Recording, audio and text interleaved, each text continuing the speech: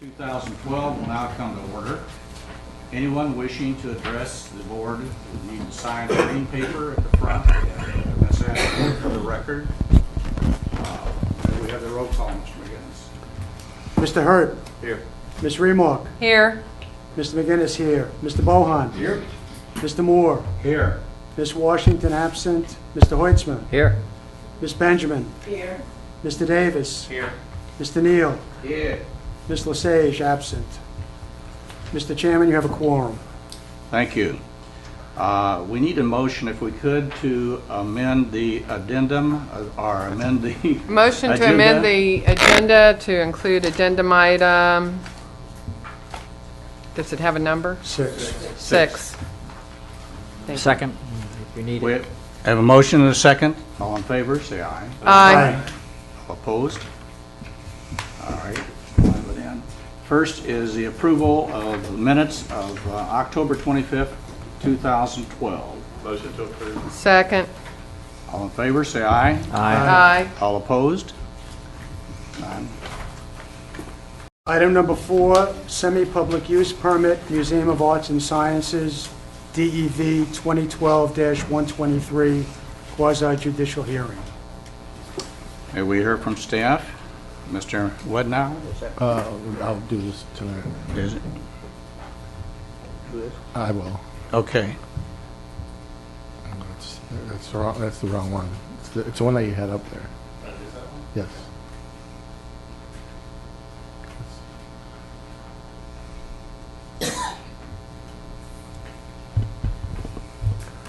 Yeah, Okay, there we are. as you read, the request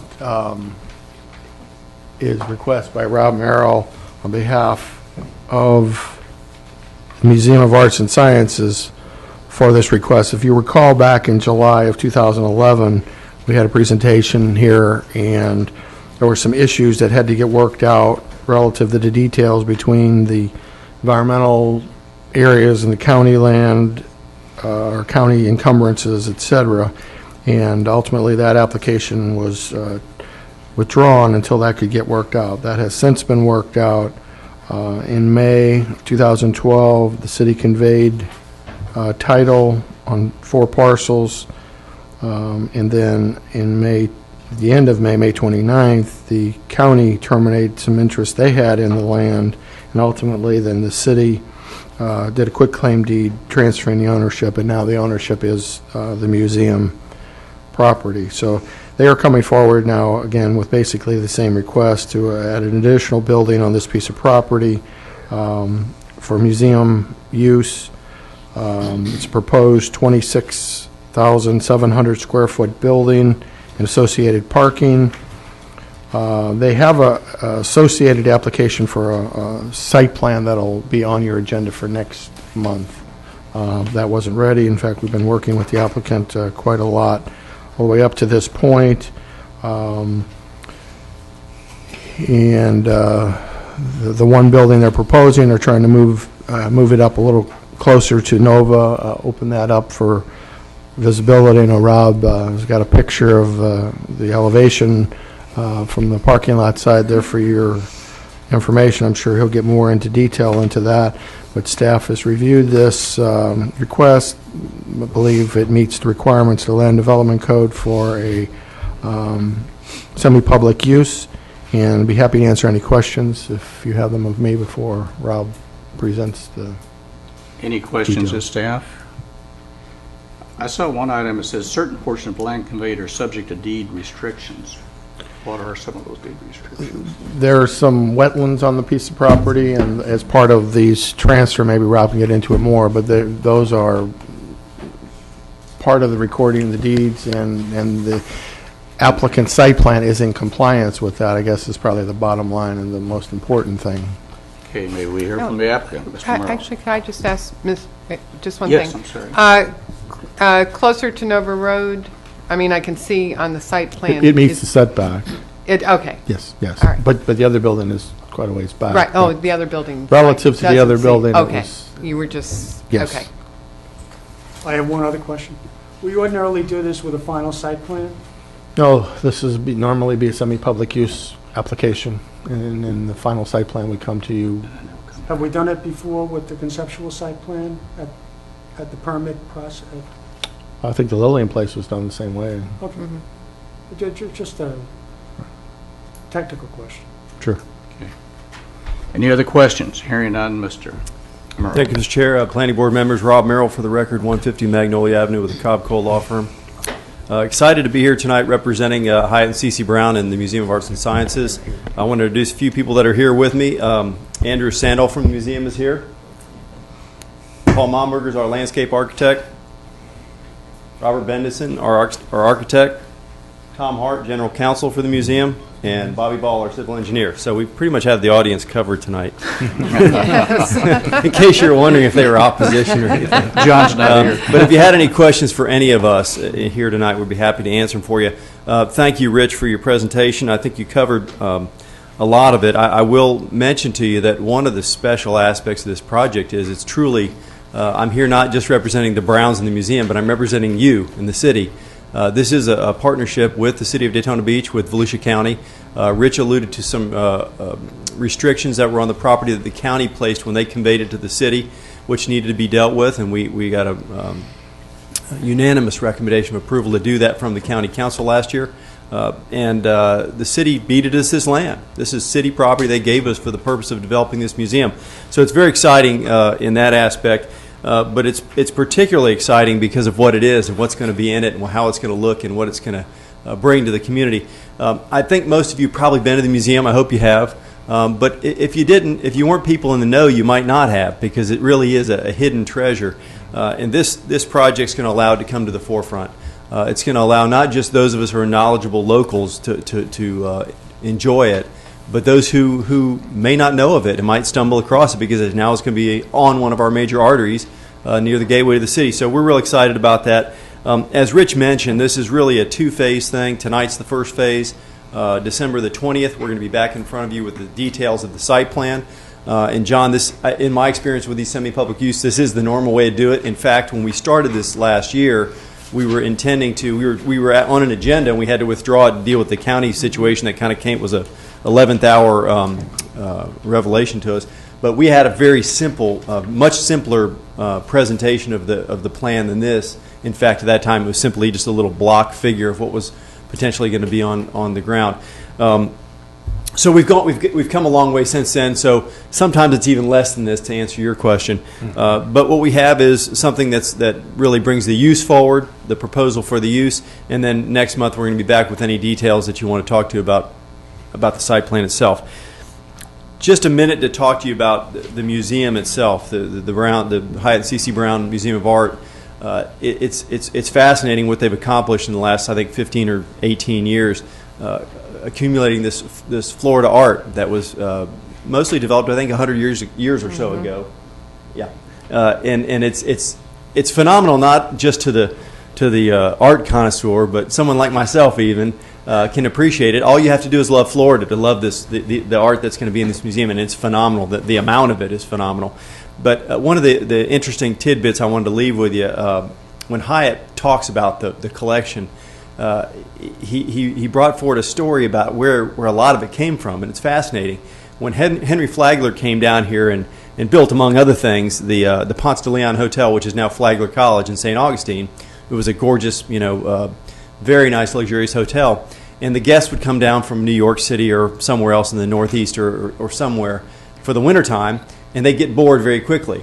And so Flagler, smart as he was, decided to recruit a lot of young art students from New York City or wherever else, and he actually created an art colony. And a lot of this art that's in this collection came from those artists that came down here to entertain the wealthy guests that were to stay at the hotel. And the art colony, the building that they were housed in is actually still there, I understand, at Flagler College in the art departments there. So interesting little piece of trivia that I thought was connected to this that was really cool. But you'll get a chance soon enough, but please do go out and look at the art that's going to be in this building. A little bit about the building and the project. And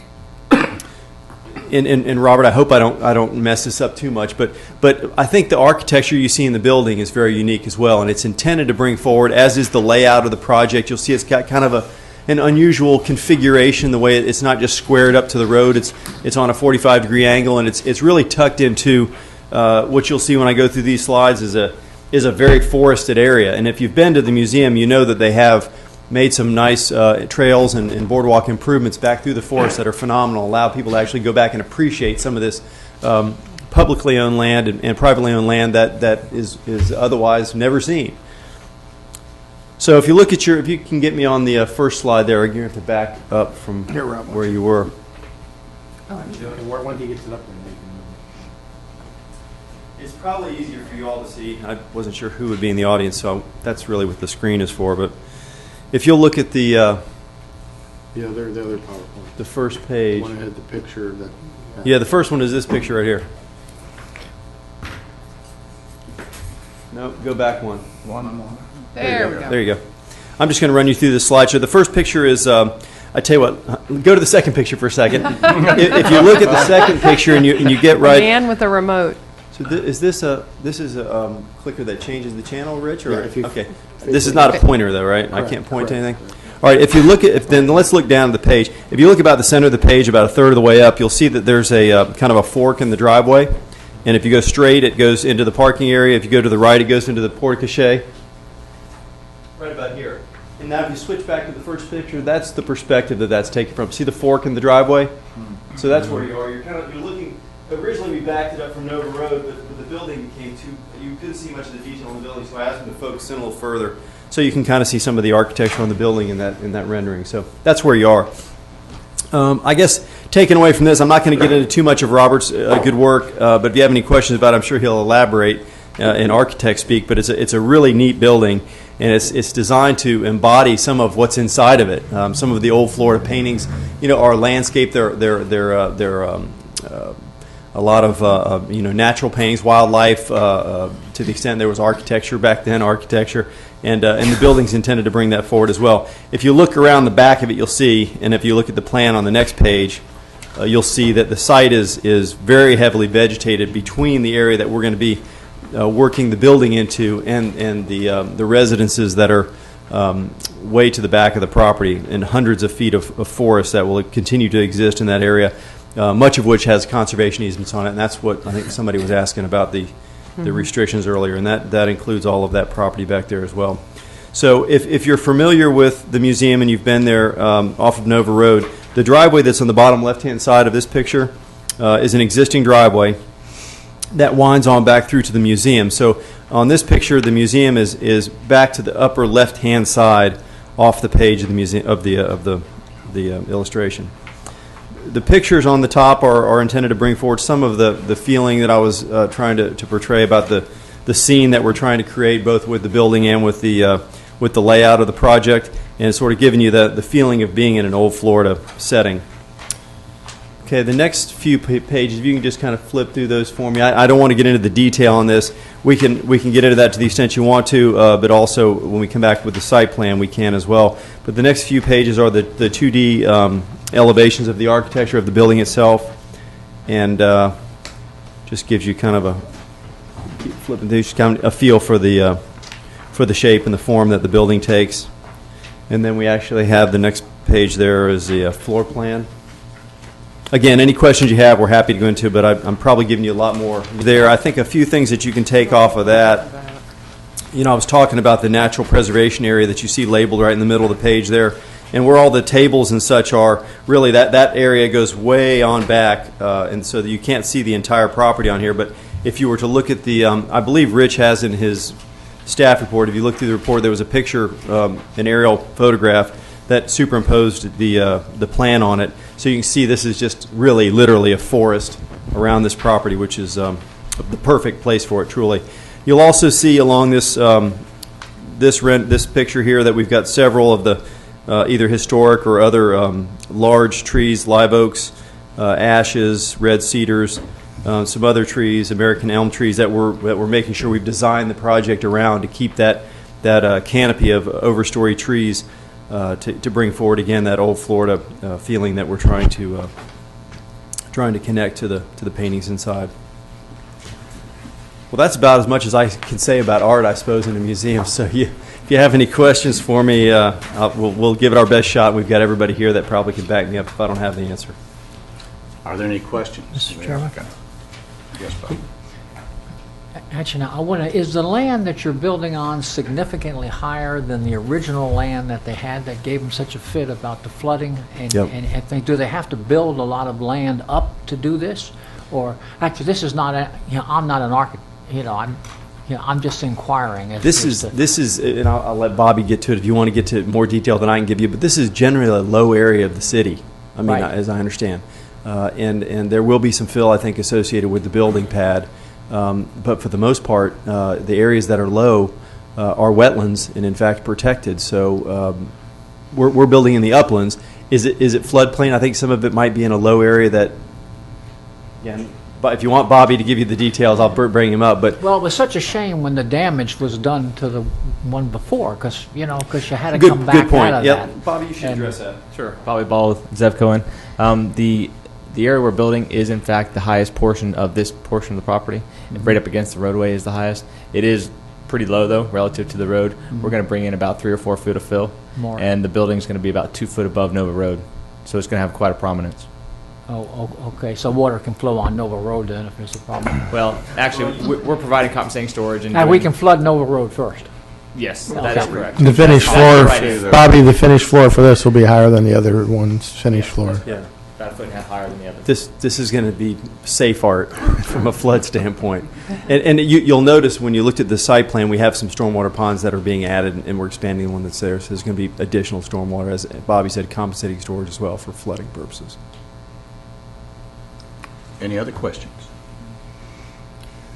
We have no speakers, I see, unless anyone in the audience would like to speak for or against. I'm ready for the board's discussion. Wait, I just. Motion to approve, oh, I'm Can sorry. I just say one thing? Sure. Yeah, I think you're right about the hiddenness of this, actually this structure over there, this whole complex. When we have guests come to town or we have kids that come to town, we take them to the museum and they are very impressed. I don't think we do enough of that here. I don't think we get people to it as much as we could. I mean, when you talk about the sloth pod and the art and you got the Coca-Cola exhibit and you got the trains back there and the cars and the artwork and the furniture, I mean, it's a wonderful facility that we all ought to take advantage of more because it's really a neat project and this is going to be a welcome addition to it. It'll be wonderful. I think we can be very thankful for Hyatt.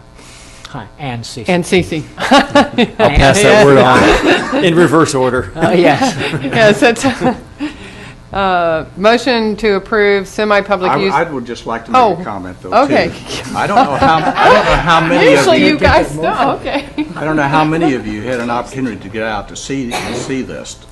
When I think it was the latter part of April and May that it was at the museum, and it was excellent.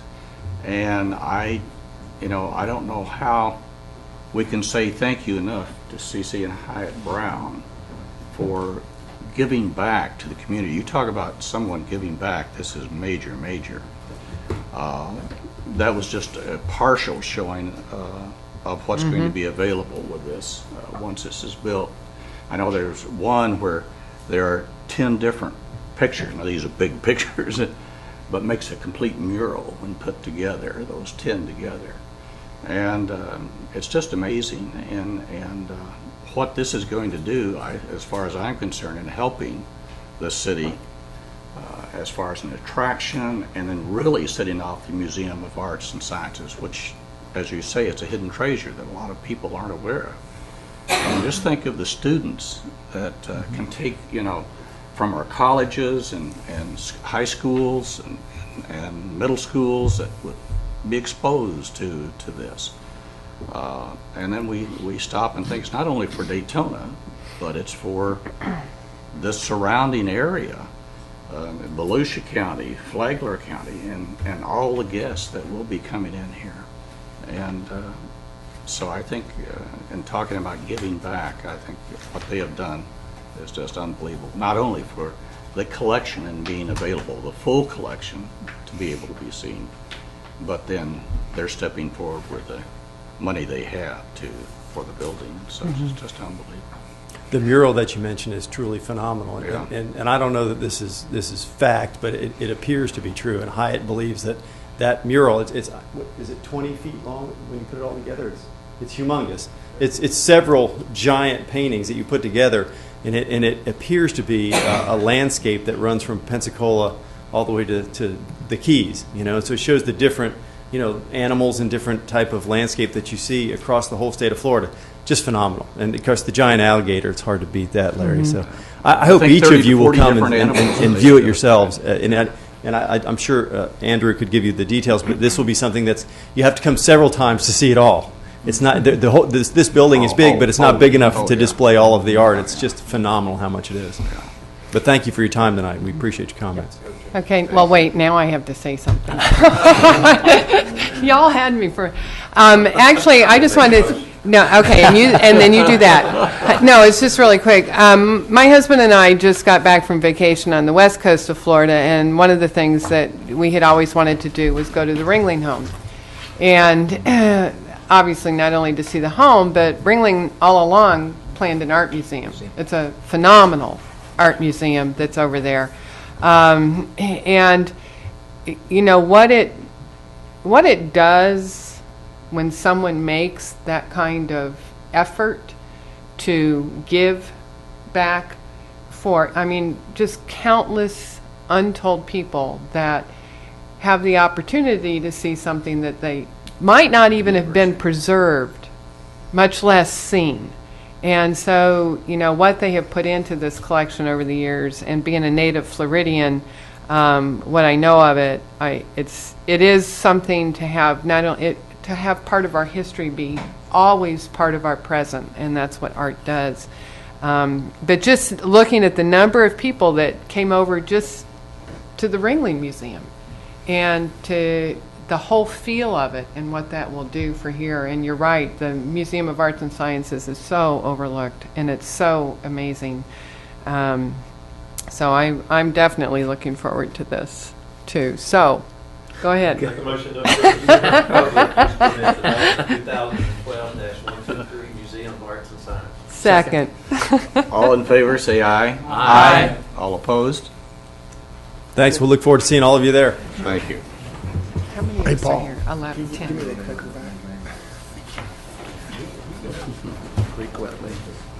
The addendum I do item, too. I love new it. item number 6. We'll move on to item number 6, preliminary plat, Halifax Media, DEV 2012-100, quasi judicial hearing. May we hear from staff, Mr. Walton? I apologize for getting this to you later than the original one, but we had technical difficulties and figured that this would not be any inconvenience for you to get late and still get caught up. There isn't a lot of information. This is a little bit unique, and Jerry Finley can certainly get into it more, but generally this property is the property owned by the News Journal, and the thing that is a little bit unique is that some of this plat is in Holly Hill and some of this plat is in our city, and they started at least 2 years ago. Jerry came to us with his clients talking about a land use amendment in Holly Hill for the portion there to try to get it all uniform, and we're having some difficulties, and I guess they've worked through that now with Holly Hill, and I think Holly Hill's direction was they would like for us to use our code, review this, approve it, and then they will do the same. And I know hot on the heels of this is the final plat, so once this is done, I think we'll be seeing the final plat fairly quickly. But I did want to point out that a little unusual, the city boundaries are shown on our information in red. So you can see particularly the eastern portion is outside of our city limits, and they want a couple things they pointed out to us is wanting to have a presence off of Nova and have some parcels there that they could redevelop as well. But it's pretty straightforward. It's a ministerial act in terms of a preliminary plat. It meets our code, and staff recommends approval. Are there any questions of staff? I did notice where Holly Hill was going to provide the water and sewer services. Now, there are 9 lots that are being put into 4 parcels, is that right?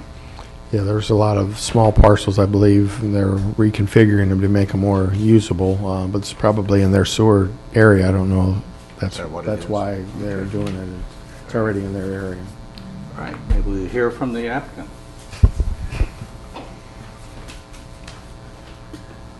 My name is Jerry Finley, Finley Engineering Group, 5531 South Ridgewood, Port Orange. And I'm very happy to be here after 5 years or more of not having a whole lot to do.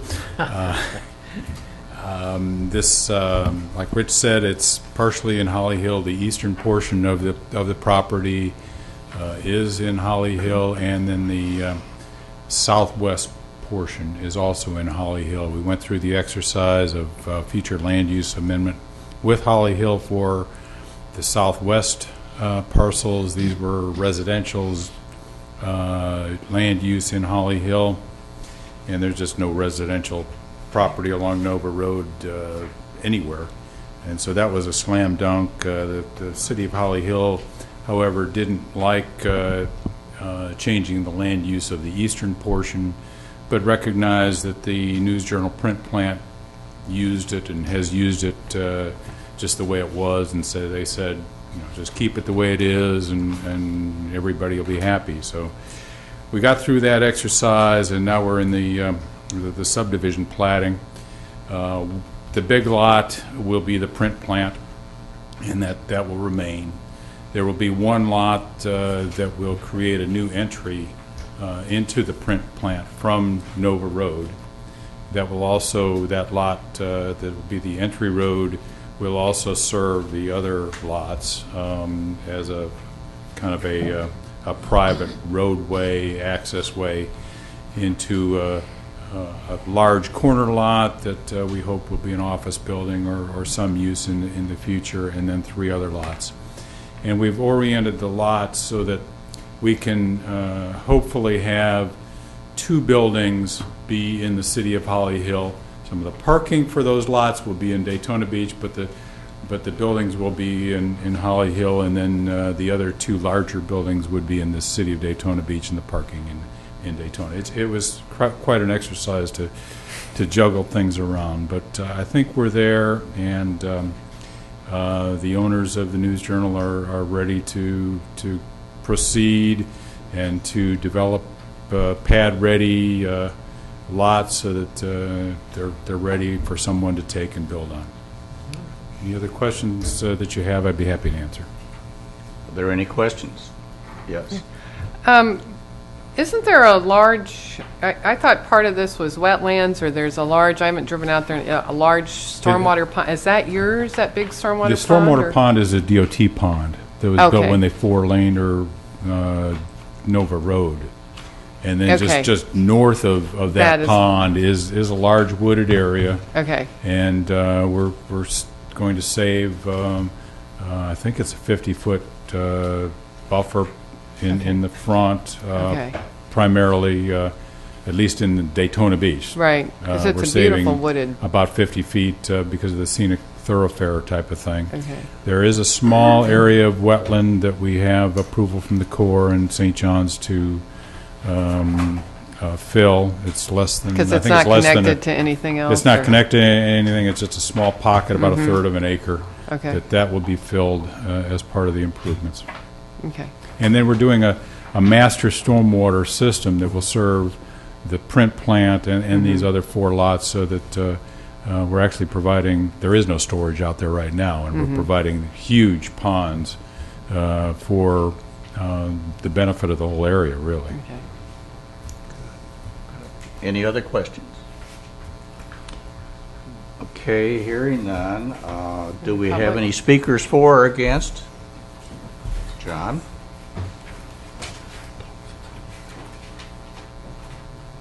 John Nicholson, 413 North Granby Avenue. I can't orient myself to the map that you've got there. The largest portion, I believe, is in the city of Daytona Beach. There are 2 minor portions that are in Holly Hill, but they're going to put the buildings, and all the taxes will go to Holly Hill, and we get the parking lot, and Is No, that what you I- didn't hear him. Because that's what I thought, he said the two buildings. The two largest buildings are in Daytona Beach with parking, and then the two Oh, smaller with ones. parking. With parking, and then the two smaller ones are Holly Hill Holly Hill, and gotcha. parking, yeah. All right, not a problem. Thank you. Make a motion to approve preliminary plat development 2012-100 Halifax Media. Second. We have a motion and a second. All in favor, say aye. Aye. All opposed? Can I make Hearing one none, comment that's- on top Yes, of you this? may. Actually, you indicated you were very glad to be here after 5 years. We're very glad to have you here. It's nice to have some Yes. development happening. I've Because noticed things are happening, and that's I've noticed things definitely get better in the last 2 months. really. And it continues. Well, we really certainly hope does. you're here often. I hope so. Thank you very much. Have a good Thanks, holiday. Jerry. All right, thank you. Going to other business, downtown Blue Road redevelopment, Ms. Washington is not here. Midtown redevelopment, Ms. Benjamin. Midtown Redevelopment Board meeting was held November 13th at 6 p.m. Approval of the minutes, staff report, and comp report, and court enforcement report was given by Captain Capri, who's been promoted to head of the detective department, so therefore we will be getting a new captain. The action item was the amendment to the Midtown Board plan, and that was accepted. And the latest thing that's going on will be Pull it down, yeah. the latest item would be the Light Up Midtown. That would be from Saturday, December 1st, the 8th, the 25th, and the 22nd. Light Up Midtown Health Fair would be the 1st. Light Up Midtown Christmas Parade would be the 8th. Christmas Step Show would be the 15th. And Light Up Midtown Community Day Christmas and Songs would be December 22nd. Midtown had a they had a stockholders interview by PMG, and it was held on Wednesday, and then they had the workshop on Thursday. I did not attend the workshop because I went to see the First Lady. So as far as I know, everything went well, and they will be bringing in more reports of what the study was all about. Okay, thank you. Remark, Main Street South Atlantic. We met last night. Our action item was a recommendation to the Board of Adjustment that they approve a variance alleviating some of the parking requirements for the rec bar. Well, it's not the rec bar, rec restaurant. At the foot of Main Street, actually, that is going to be redeveloped as a restaurant with an SRX license, which means more food service. And they had it had been empty for longer than 3 months in a redevelopment area. They lost their ability to lease the parking across the street, which means they needed a variance for this. They have 28 spaces on site. They're still going to be trying to work with getting that across the street, but there's apparently some legal issues happening over there. And if they get it back, then there's no longer a need for the variance. But in the meantime, they wanted to open it, and we had the owner there, and the board unanimously approved recommending it with some caveats that Mr. Morris said he would be happy to take to the Board of Adjustment. One being that there would be no live dancer entertainers. 2, having to do with the outdoor music, given what happens on the water with the residential area. And 3, that the only special event vending that they do is their own under a TPA, which limits the size since they're losing 72 required parking spaces, that they don't turn their one little parking area into itinerant vending. And the owner was very amenable to that, and so they'll go to the Board of Adjustment next month. Oh, and the other thing that we talked about, that wasn't it. Yeah, okay. Special events, working again on some recommendations to changes to the master plan guidelines, but only for the Main Street redevelopment area, so it brings it in line with the E-zone requirements. So we've been working on that. So the other redevelopment boards, actually, it would not be changing the master plan guidelines currently as it works for downtown Blue or Midtown. This is just the Main Street area to dovetail it with the E-zone. So we're still working on that. Very good. Public comments? I hear none. Staff comments? Just one thing, I know everyone's concerned and interested. Dennis Morozek is still in the FMLA status, and hope things are going well from what I understand, so wish him well. Good. Board member comments? Yes, our December meeting will be the 20th.